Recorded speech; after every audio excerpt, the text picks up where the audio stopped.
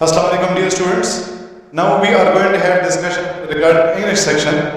MCQ number 177 हमारे पास है He is sharp and more talented. तो इसमें राइट ऑप्शन होगा ऑप्शन सी। याद रखें जब भी आपको के पास एंड आएगा तो एंड से पहले और एंड के बाद आपने सेम डिग्री को यूज करना है। अगर एंड से पहले पॉजिटिव डिग्री आया है तो एंड के बाद भी पॉजिटिव डिग्री आएगा।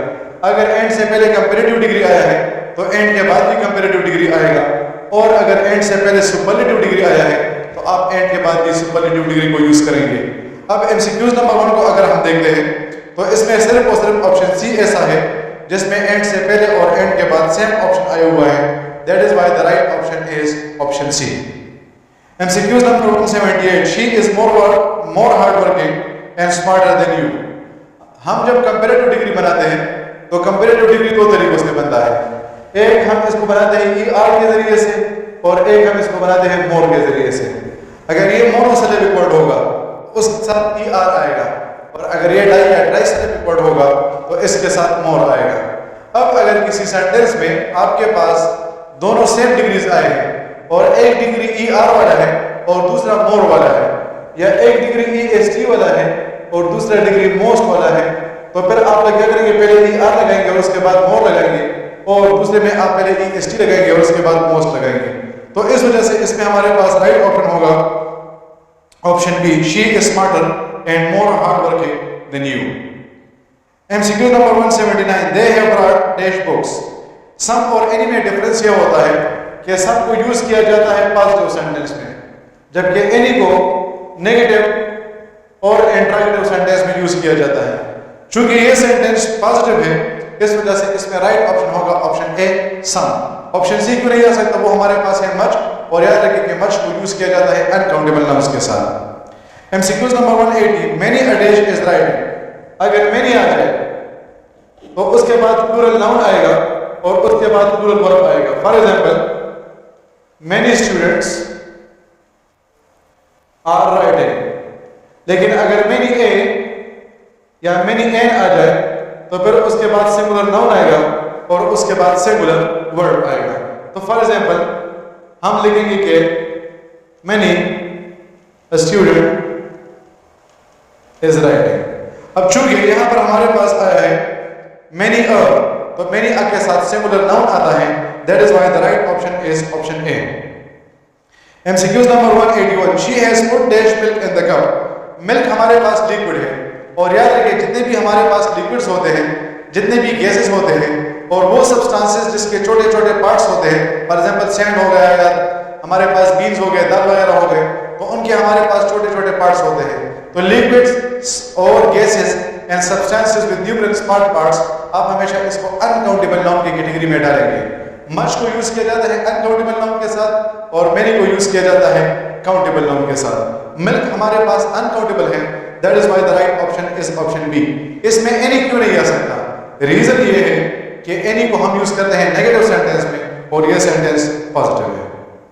एमसीक्यूज नंबर 182 there are dash cars in the street. ये हमारे पास है order of adjective. Order of adjective का मतलब होता है जब हमारे पास दो या दो से ज्यादा एडजेक्टिव आ जाए तो पहले हम कौन सा लगाएंगे, फिर दूसरा हम कौन सा लगाएंगे। तो पहले हमारे पास आएगा क्वांटिटी,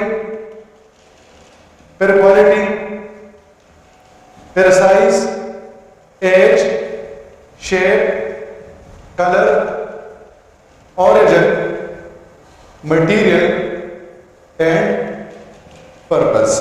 अब अगर हम इसको देखते हैं तो पहले हमारे पास आया है 5, तो 5 हमारे पास है क्वांटिटी। फिर उसके बाद अगर हम लिखेंगे तो हम लिखेंगे ब्यूटीफुल, ब्यूटीफुल हमारे पास क्वालिटी है। फिर हमारे पास आएगा फॉर एग्जांपल अगर हम लिखते हैं कि बिग, तो बिग हमारे पास साइज है। फिर उसके बाद राइट ऑप्शन होगा एज का, तो यहाँ पर ओल्ड आ जाएगा। फिर उसके बाद होगा शेप, शेप नहीं है तो फिर उसके बाद होगा कलर, तो कलर आ जाएगा ब्लैक। और फिर हमारे पास इसका ऑरिजिन हो जाएगा, तो ये हो जाएगा जैपनीज। तो ये राइट ऑप्शन होगा 5 beautiful big old black Japanese. तो ये इसके बाद से राइट ऑप्शन होगा ऑप्शन बी। एमसीक्यू नंबर 183 I am stronger than you. हम जब दो बंदों को या दो चीजों को आपस में कंपेयर करते हैं तो उसे कहा जाता है कंपैरेटिव डिग्री, और कंपैरेटिव डिग्री के बाद हमेशा देन आएगा THAN, देन THAN, THA वाला देन नहीं, क्योंकि उसको हम यूज करते हैं टाइम के लिए। For example see you then, इसका मतलब होता है कि फिर आपसे मुलाकात होगी, जबकि THAN को हम यूज करते हैं कंपैरिजन के लिए। That is why the right option is option A. MCQs number 184, would is used in furniture. Right option होगा जीरो आर्टिकल। वुड हमारे पास है मटेरियल नाउन। मटेरियल नाउन हमारे पास वो नाउन्स होते हैं जिससे हम दूसरी चीजें बनाते हैं। फॉर एग्जांपल आपके पास आ गया गोल्ड, तो गोल्ड से आप नेकलेस भी बनाते हैं, आप उससे रिंग भी बना सकते हैं। हमारे पास आ जाए आयरन, तो आयरन से हम चेयर भी बना सकते हैं, टेबल भी बना सकते हैं। इस तरह वुड आ जाए तो वुड से चेयर भी बन सकता है, टेबल भी बन सकता है, डोर भी बन सकता है। तो चूंकि हमारे पास यहाँ पर वुड आया है और वुड हमारे पास मटेरियल नाउन है, तो याद रखें मटेरियल नाउन के साथ जीरो आर्टिकल आता है। MCQs number 185, I dash did it। I के साथ माई सेल्फ आएगा,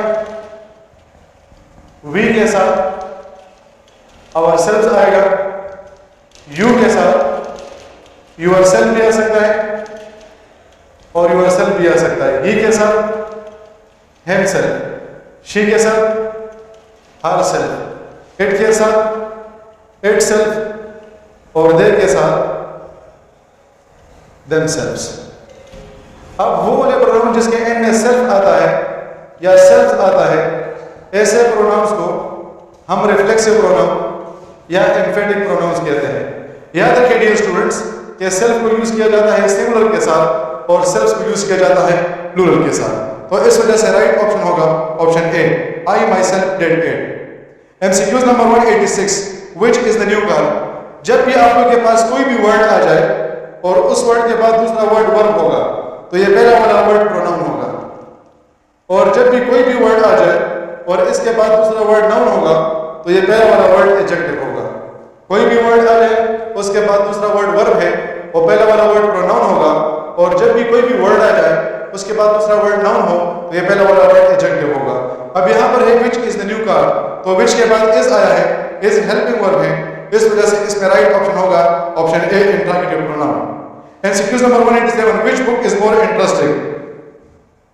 यहां पर अंडरलाइन वर्ड है which के बाद आया है बुक नाउन है, तो नाउन से पहले जो भी वर्ड आता है वो एडजेक्टिव होता है। इस वजह से इसमें राइट ऑप्शन होगा option B, interrogative adjective. MCQs नंबर 188, they have invited some students dash are serious about their future। जब भी वर्ब आता है वर्ब और हम ह्यूमन बींग्स की बात कर रहे हैं, तो फिर उसके लिए हम हु को यूज करेंगे। वर्ब से पहले हमेशा क्या आएगा, वर्ब से पहले हमेशा हु आएगा अगर हम ह्यूमन बींग्स की बात कर रहे हैं। तो ये है they have invited some students dash are verb है और स्टूडेंट्स हमारे पास ह्यूमन बींग्स हैं, इस वजह से आर से पहले हु आ जाएगा। MCQs number 189, sugar is sweet when tested. Sugar हमारे पास अनकाउंटेबल नाउन है और अनकाउंटेबल नाउन के साथ सिंगुलर फॉर्म ऑफ वर्ब आता है। 190, he claims himself to be the Nelson Mandela। अगर आप टू नाउन्स को आपस में कंपेयर कर रहे हैं, तो जो फर्स्ट नाउन या प्रोनाउन होगा उसके साथ जीरो आर्टिकल आएगा और जो दूसरा नाउन होगा उसके साथ आर्टिकल द आएगा। तो यहाँ पर हम ही को और नेल्सन मंडेला को आपस में कंपेयर कर रहे हैं, तो ही के साथ जीरो आर्टिकल आया है, नेल्सन मंडेला के साथ आर्टिकल द आया है। MCQs नंबर 191, they students wants to be successful. Each और एवरी में क्या डिफरेंस होता है। अगर लोग हमारे पास इतने होते हैं कि हम उसको आसानी से काउंट कर सकते हैं, तो ईच आएगा। और अगर लोग हमारे पास इतने होते हैं कि हम उसको आसानी से काउंट नहीं कर सकते हैं, तो उसके साथ एवरी आएगा।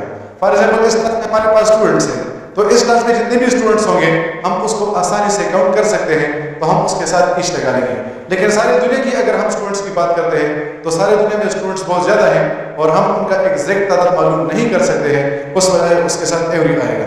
अब every students want to be successful, हर स्टूडेंट, अब दुनिया में जितने भी स्टूडेंट्स हैं हम उन सब की बात कर रहे हैं, इस वजह से उसके साथ ऑप्शन बी आएगा। ऑप्शन सी आल क्यों नहीं आ सकता, वो इस वजह से क्योंकि आल के बाद हमेशा प्लूरल फॉर्म ऑफ नाउन आता है। अगर ये होता कि आल स्टूडेंट्स, तो फिर ये हमारे पास ठीक होता। The teacher and the students look at, each other को यूज किया जाता है टू के लिए, जबकि वन अनदर को यूज किया जाता है मोर देन टू के लिए। अगर मैं और इब्राहिम आपस में बात कर रहे हैं तो वी आर ईच अदर, लेकिन अगर मैं सारे क्लास के साथ बात कर रहा हूं तो ये हमारे पास बन जाएगा one another. MCQ number 193, the storm has shown dash power. Non living thing के लिए इट्स आता है, लेकिन नेचर में जितनी भी चीजें पावरफुल है आप उसे मेल कंसीडर करेंगे, तूफान पावरफुल होता है, इस वजह से उसके साथ हैज आता है। और लास्ट हमारे पास है MCQ number 194, reciting the Holi Quran is very important for the Muslims. जब भी ING वर्ड सेंटेंस के स्टार्ट में आता है तो हम उसे कहते हैं जरंड, या हम उसे नाउन भी कह सकते हैं या हम उसे वर्बल नाउन भी कह सकते हैं। जब भी आईएनजी वर्ड सेंटेंस के स्टार्ट में आएगा तो आप इसे जरंड, वर्बल नाउन या नाउन कह सकते हैं।